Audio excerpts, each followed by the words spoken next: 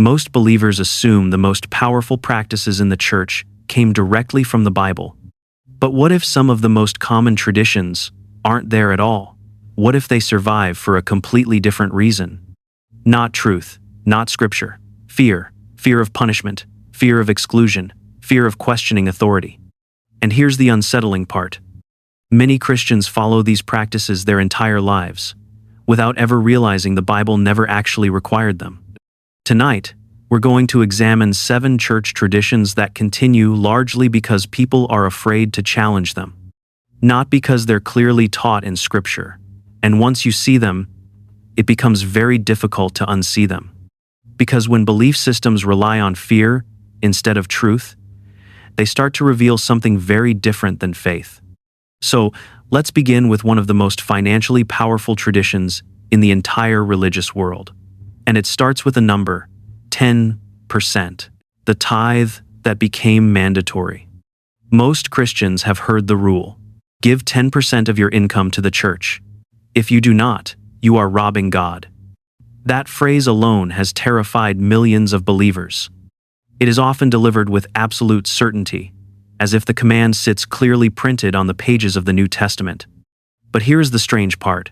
The New Testament never commands Christians to tithe, not once.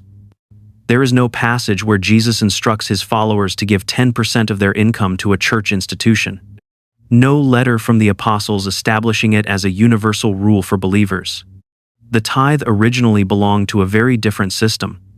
In the Old Testament, ancient Israel operated as a religious nation. The tithe functioned less like voluntary charity and more like a structured obligation that supported the temple system, the priestly tribe of Levi, national festivals, and assistance for the poor. It was deeply tied to the agricultural economy of that society. Farmers gave portions of crops and livestock. It was not a weekly financial transaction between individuals and local congregations. It was part of a national religious structure that no longer exists. Yet in many modern churches, the tithe is presented very differently. It is often framed as a permanent command from God that still applies to every Christian today. Some sermons go even further, connecting financial giving directly to divine favor. Give 10% and God will open the windows of heaven. Hold it back and you risk blocking your blessings. For many believers, that message creates a powerful emotional pressure.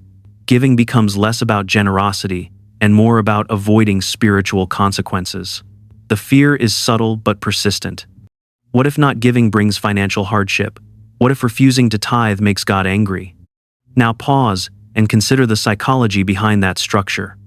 When a financial rule is presented as a direct command from God, questioning it begins to feel dangerous. Doubt feels like disobedience. And once that connection forms, most people stop examining the rule altogether. This is where fear quietly replaces Scripture, not through force, but through suggestion. But money is only the beginning, because the next tradition that survives on fear does not just shape finances. It shapes how believers see authority itself. Don't question the pastor. In many churches, questioning leadership is treated almost like rebellion. The message is rarely shouted directly, but it is often implied in subtle ways. The pastor is described as God's appointed authority, a spiritual shepherd chosen to guide the flock. And if God placed him there, then resisting his leadership can start to feel like resisting God himself. Over time, this idea becomes deeply embedded in the culture of a congregation. Members are encouraged to trust the leadership, follow the vision, and support the direction of the church. Loyalty is praised as spiritual maturity. Doubt is quietly interpreted as a sign of pride or spiritual immaturity. But when you actually open the Bible and read the New Testament carefully, something unexpected appears. The earliest Christian communities were not told to accept teachings blindly. They were encouraged to examine them, to test them, to verify them for themselves. One of the most striking examples involves the Apostle Paul. Paul was one of the most influential figures in early Christianity, responsible for writing a large portion of the New Testament. Yet when he preached to a group known as the Bereans, something remarkable happened. Instead of simply accepting his message, they examined the scriptures daily to see if what he said was true. And Paul praised them for it. Think about that for a moment. One of Christianity's central leaders commended people who checked his teachings instead of simply trusting them. Investigation was not treated as rebellion, it was treated as wisdom. Now compare that with the atmosphere inside many modern churches. In some communities, challenging a sermon or questioning a doctrine can quickly create tension. People worry about being labeled divisive, disrespectful, or spiritually unstable. Why does this shift happen? Because questioning authority is inherently risky for institutions. If every teaching is examined closely, certain traditions might not survive that scrutiny. Structures built on assumption could begin to crack, and systems built on hierarchy could slowly lose control. Fear then becomes the invisible guardrail, not always openly enforced, but quietly understood. Better not ask too many questions, better not push too hard. But authority is not the only place where fear shapes belief. In fact, one of the most powerful tools of fear in religious history revolves around something almost every human being dreads: hell, the fear-based hell narrative. For many believers, hell is not just a theological concept discussed in sermons or theology books. It becomes the emotional center of their entire faith. The idea of eternal punishment sits quietly in the background of almost every decision. It shapes how people think, how they behave, and sometimes even how they see themselves.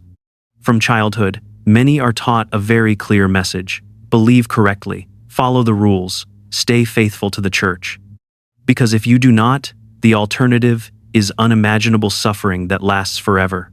Not for years, not for centuries, but for eternity.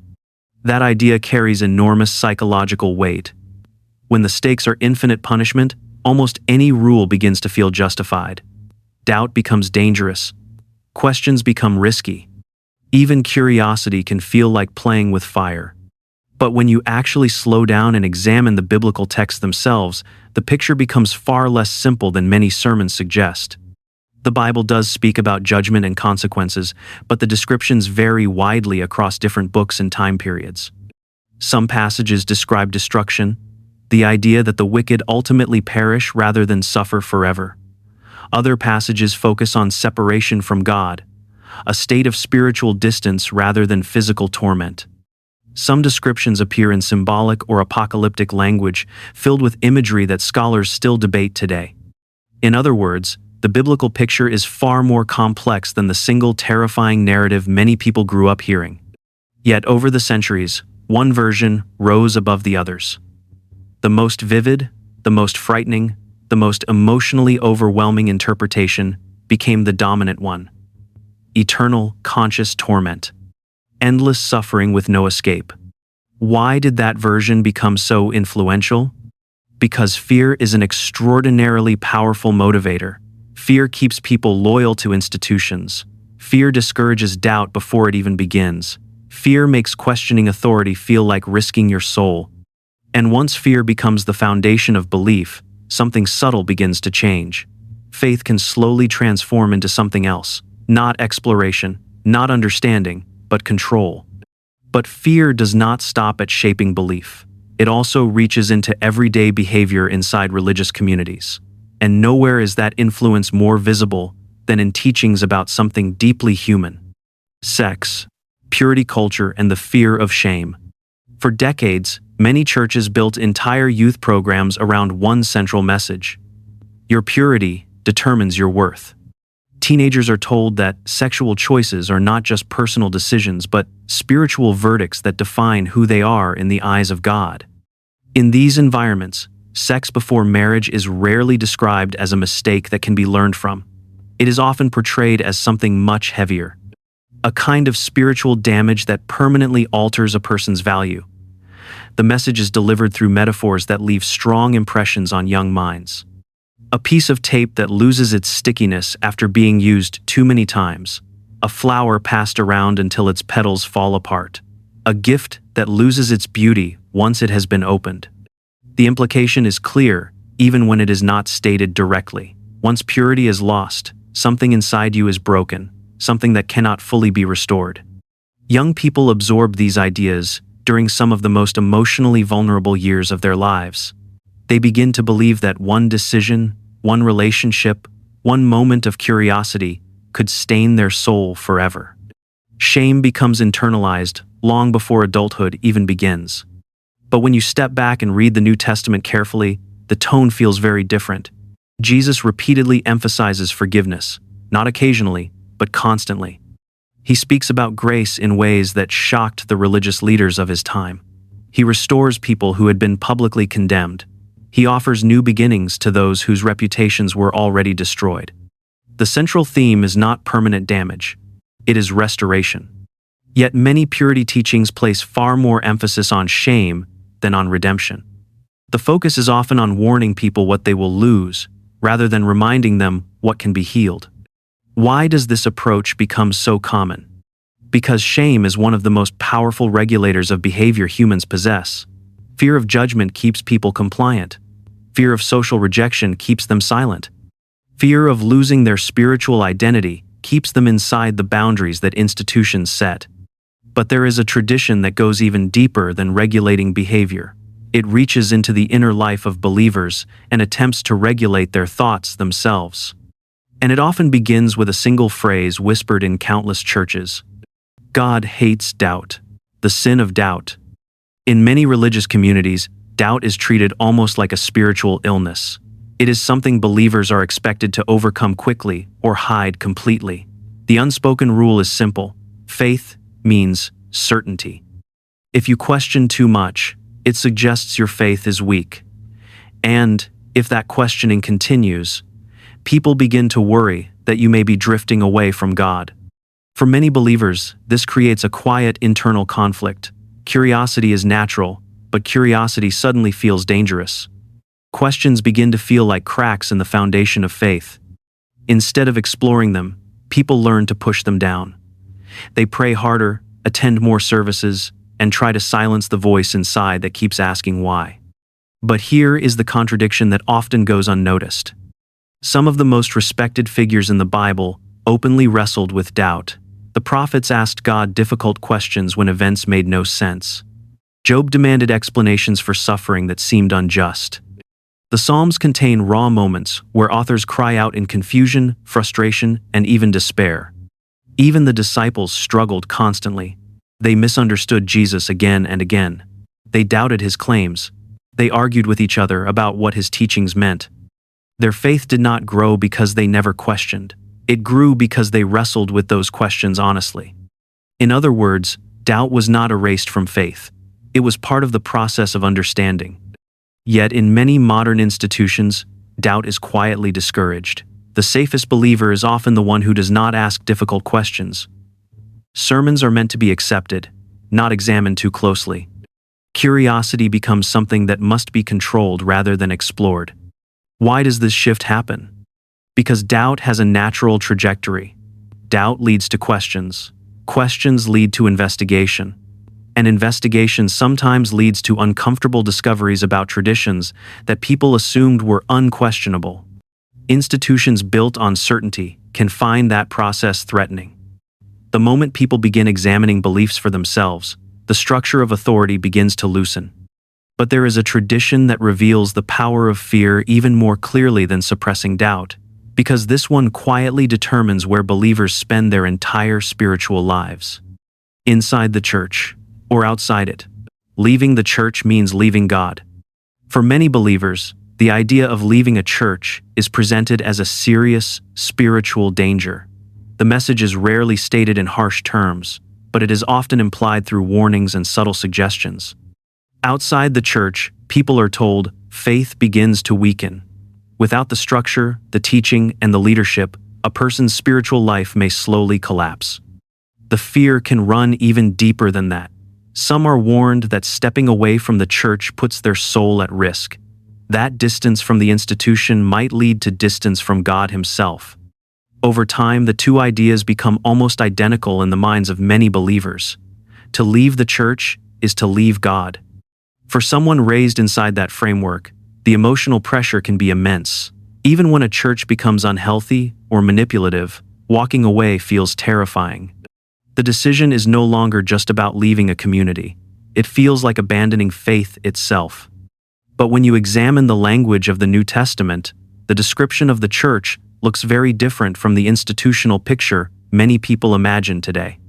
The early Christian writings rarely describe the church as a building or a formal organization.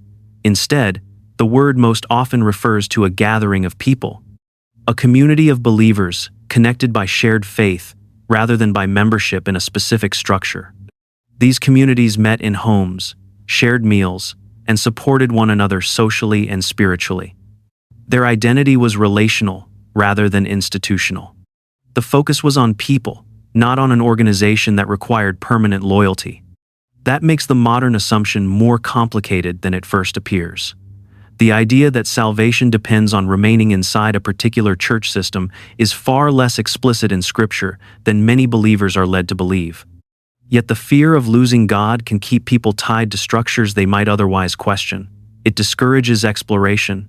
It discourages leaving, even when something feels wrong. Over time, this fear preserves traditions that might not survive open examination. Practices continue simply because walking away from them feels spiritually dangerous. But perhaps the most subtle fear-based practice is the one believers almost never notice, because it hides inside something that sounds completely virtuous. Obedience. Obedience without understanding. Many churches teach that obedience is one of the highest spiritual virtues a believer can practice. The message often sounds simple and noble. Follow the rules. Trust spiritual authority. Do not lean on your own understanding. Submit to the wisdom of those who guide the church. At first glance, this idea appears deeply humble. It encourages people to recognize that they may not have all the answers, and that spiritual guidance can be valuable. For many believers, obedience feels like an act of devotion, a willingness to place trust in something greater than themselves. But when this idea is pushed too far, something subtle begins to change. Obedience slowly turns into intellectual surrender. Instead of asking why a teaching exists or where a tradition originated, people simply accept it. The habit of investigation fades away. Curiosity becomes unnecessary because the answers are already provided by authority. For many believers, this approach feels safe. Questioning can be uncomfortable. It can create tension with leaders, family members, and long-held traditions. Accepting the teaching without examining it removes that tension. Obedience protects harmony inside the community. But safety comes with a cost. When investigation disappears, beliefs can survive for generations without ever being examined. Practices continue not because people have explored them deeply, but because challenging them feels inappropriate or even sinful. Yet, when you read the Bible itself, many of the most important moments begin with questions. Questions that disrupt the existing order. Questions that force people to rethink assumptions they had accepted for years. Prophets challenged kings and religious leaders. Disciples asked Jesus to explain teachings they did not understand. Early believers debated ideas that shaped the future of their communities. Growth often began with curiosity rather than silence.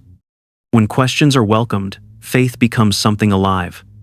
It develops, adapts, and deepens through understanding.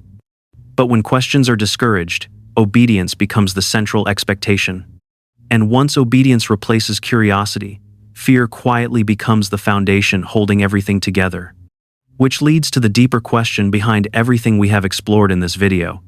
What happens when fear disappears? Throughout history, religions have always balanced two powerful forces: truth and control. Truth invites questions because it is not afraid of examination. Control, on the other hand, depends on certainty and quiet obedience. When faith grows out of understanding, it becomes resilient. It can face criticism, doubt, and investigation without collapsing. In fact, the more it is examined, the stronger it often becomes. But when belief survives mainly through fear, something very different begins to happen. People continue to obey the traditions, they repeat the teachings, they follow the structure, yet slowly, they stop thinking about why those practices exist in the first place. That is why examining traditions matters. Not to attack belief, and not to mock faith, but to separate what is genuinely sacred from what has simply been inherited over time. Because if faith is real, questions will not destroy it, they will refine it. Fear requires silence to survive. Truth does not. So if something in this video made you pause and reconsider what you were taught, do not stop there. Keep asking questions. Keep investigating. And if you value truth more than tradition, subscribe. The most dangerous ideas in history are often the ones people were told never to question.